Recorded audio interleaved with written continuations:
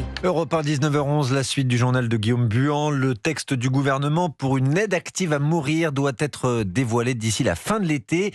L'Académie de médecine, de son côté, se prononce pour un droit au suicide assisté. L'avis a été rendu aujourd'hui, mais attention, les conditions seront extrêmement strictes avec un cadre, Yasmina Katou. Oui, il s'agirait d'un droit accordé à titre exceptionnel. Seules les personnes dont la fin de vie est engagée à moyen terme pourraient bénéficier d'une assistance au suicide.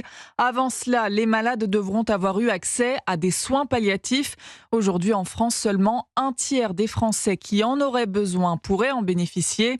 Si les souffrances ne sont pas apaisées, alors le suicide encadré pourrait être envisagé.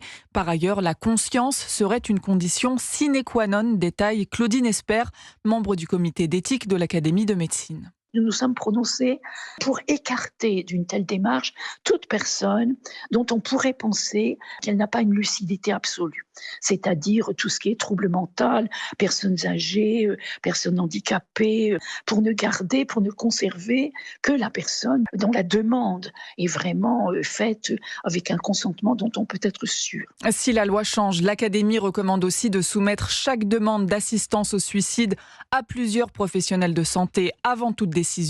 En revanche, l'Académie s'est prononcée contre l'euthanasie qui consiste à se faire administrer un produit létal par un soignant. Argument de l'institution, l'euthanasie, à la différence du suicide, transgresse le serment d'Hippocrate. Je ne provoquerai jamais la mort. Merci pour ces explications, Yasmina Katou.